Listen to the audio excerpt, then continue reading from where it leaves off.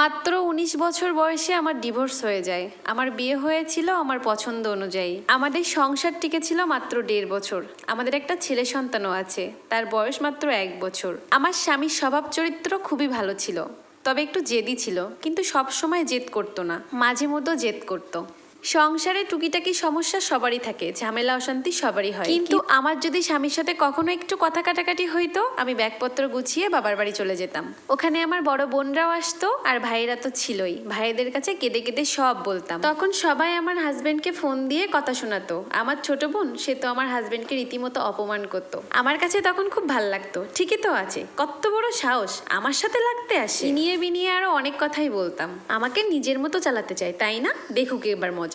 সবসময় নিজের ভেতরে কেমন একটা জেদ কাজ করতো। ওর কাছে আমি নিজেকে কেন ছোট করব? কেন আমি ওর কাছে মাপ চাইবো? কেন নিজের ভুল স্বীকার করব? এটা আমি কিছুতেই মানতে পারতাম না। উল্টা বড় গলায় বলতাম, তুমি আমাকে ডিভোর্স দিয়ে দাও, তোমার মতো লোকের সাথে কে সংসার করবে? কিন্তু না, আমি মন থেকে কখনো ওর কাছে ডিভোর্স চাইনি। ওটা আমি মুখের কথাই বলতাম। কেন আমি ওর কাছে ছোট হতে যাব? ওর থেকে ডিভোর্স চাওয়াই ভালো। তখন আমি এই কথাটাই ঠিক মনে করতাম। একদিন সামান্য একটা কথা নিয়ে দুজনের মধ্যে কথা কাটাকাটি হলো। দুজনেই উত্তেজিত হয়ে পড়েছিলাম। আমি তো রাগে কাঁপতেছিলাম। যা মুখে আসতেছে তাই বলতেছি, তুই তোকারি, গালি গালাজ, অপমান কিচ্ছু বাদ যায়নি। এক পর্যায়ে তার ধৈর্যের বাঁধ ভেঙে গেল। তখন সে আমার গায়ে হাত তুললো। এর আগে কিন্তু সে কোনোদিনও আমার গায়ে হাত তোলেনি, কিন্তু ওই একটা থাপ্পড় আমার জন্য যথেষ্ট ছিল। যে কথা সেই কাজ। আমি ব্যাগপত্র গুছিয়ে আবারও বাবার বাড়ি চলে গেলাম। আর হ্যাঁ, এবারও বরাবরের মতো একই কাজ করলাম। নিজের দোষটা লুকিয়ে ওর দোষটা সবার সামনে তুলে ধরলাম। আমার সব কথা শোনার পর পরিবারের সবাই বলল, ওর মতো ছেলের সাথে সংসার করার কোনো দরকার নেই, তুমি মামলা ঠুকে দাও। আমিও পরিবারের পরামর্শ অনুযায়ী নারী নির্যাতনের মামলা ঠুকে দিলাম আমার হাজবেন্ডের নামে। তার কিছুদিন পরেই আমার হাজবেন্ডকে পুলিশ তুলে নিয়ে গেল। আমার হাজবেন্ডের পরিবারের যারা বয়োজ্যেষ্ঠ লোক আছে, তারা সবাই আমার বাবার বাড়িতে এসে আমার হাতে পায়ে ধরতে লাগলো, আমি যেন তাদের ছেলের মামলাটা তুলে নিই, আমি যেন তাদের বাসায় চলে যাই। আমিও না ভেতরে ভেতরে চিন্তা করতাম, আমার স্বামী কি সত্যিই খারাপ মানুষ? ও কি এর আগে কখনোই আমার গায়ে হাত তুলেছে?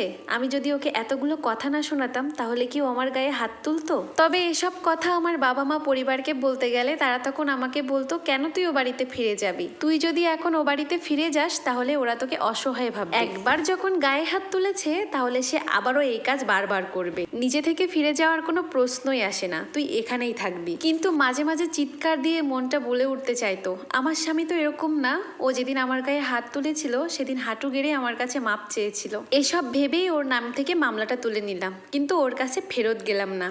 কিছুদিন পর সালিশ বিচার হওয়ার পর সব দোষ ওর নামে দিলাম, তবুও সব দোষ মাথা পেতে নিলাম। তারপর আবারও সংসার শুরু করলাম। বেশ কয়েক মাস ভালোই চলছিল। এরই মধ্যে কিছুদিন পর কোনো একটা ব্যাপার নিয়ে আমাদের মধ্যে আবার তুমুল ঝগড়া লেগে যায়। যে কথা সেই কাজ। আমি আবার বাগপত্র গুছিয়ে বাবার বাড়ি চলে গেলাম। বাপের বাড়িতে আসার পর শুনলাম আমার হাজবেন্ড নাকি খুব অসুস্থ। একথা শোনার পর আমি চলে যেতে চাইলাম তার কাছে, কিন্তু আমার পরিবারের লোক আমাকে বাধা দিল। বলল, এভাবে একা একা ঝগড়া করে এসে চলে যাওয়াটা ভালো দেখায় না। আর আমার বোনদের কথা ছিল, ওসব অসুস্থ টসুস্থ কিছুই না, সব বাহানা, নাটক। আমরা চাচ্ছিলাম ওই পক্ষ থেকে কিছু আত্মীয় স্বজন এসে তারা তাদের ভুল স্বীকার করে আমার হাতে পায়ে ধরে আবার ও বাড়িতে নিয়ে যায়, কিন্তু কেউ আসলো না। কিছুদিন পর ও আমাকে ডিভোর্স লেটার পাঠিয়ে দিল। ডিভোর্স লেটার দেখে তো আমার পরিবারের লোক আরো খেপে যায় ওর উপরে। এমনিতেই তারা তাদের মেয়েকে রেখেছে কত কষ্টে, তার উপর আবার ডিভোর্স পাঠায়, কত বড় সাহস! ওর সব ভুলগুলো আমার চোখের সামনে ভাসতে লাগলো। মা বাবা ভাই বোন সবাই মনে করিয়ে দিল, ওই কিনা সেই ছেলে যে তোর গায়ে হাত তুলেছিল। আমার ভেতরেও একটা প্রতিশোধের নেশা চলে আসলো। ঠিকই তো, ওই ছেলে আমাকে এত কষ্ট দিয়েছে, ওর সাথে থাকতে কে চায়? ওকে আমি ডিভোর্স দিয়েই দিব। এমন ফালতু ছেলের সাথে সংসার আমি করব না। কোর্টে যেও ওকে আমি হেনস্থা করার চেষ্টা করলাম। আমার মাসিক খরচ বাড়িয়ে একটা আকাশ ছোঁয়া অঙ্ক দাবি করলাম। আমি চাইছিলাম ওর যেন দেওয়ালে পিঠ থেকে যায়, আর আবারও আমার কাছে এসে নিজের ভুল স্বীকার করে সংসার করতে চাই। আমি কখনোই চাইনি আমাদের ডিভোর্স হোক, কিন্তু জিদ আমাকে খেয়ে নিচ্ছিল। আর ওকে আগ বাড়িয়ে বলা যে ডিভোর্স তুলে নেওয়া হোক, এটা আমার পক্ষে কখনোই সম্ভব ছিল না। ওর কাছে ছোট হওয়া আমি কখনোই মানতে পারিনি, কিন্তু আশ্চর্যজনক ব্যাপার হলো, ও আমার আকাশ ছোঁয়া দাবি সব মেনে নিল। আমাদের ছেলেকে আমিই পেয়ে গেলাম, আমাদের ভরণ পোষণ, মাসিক খরচ, ওর সম্পত্তি সব আমি পেয়ে গেলাম, আর বিনিময়ে ও শুধু পেল ডিভোর্স। আমাদের ডিভোর্স হয়েছে এই 3 বছর হতে যাচ্ছে। শুনলাম ও নাকি আবারও বিয়ে করেছে।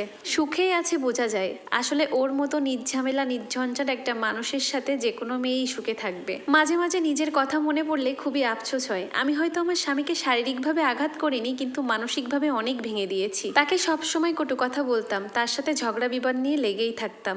আজ বড়ই আফসোস হয়, আমার যত ভাই বোনেরা ছিল তারা সুন্দর করে সংসার করতেছে, তাদের ছেলে মেয়ে নিয়ে হাজবেন্ড নিয়ে ঘুরতে যায়, এগুলো দেখে আমার বড় কষ্ট লাগে। আজ 3টা বছর আমি আমার বাবার বাড়ি এখন আমার কাছে নরকের মতো মনে হয়। আসলে সে সময় যদি আমি একটু নরম হতাম তাহলে আজ আমার সংসারটা টিকে যেত।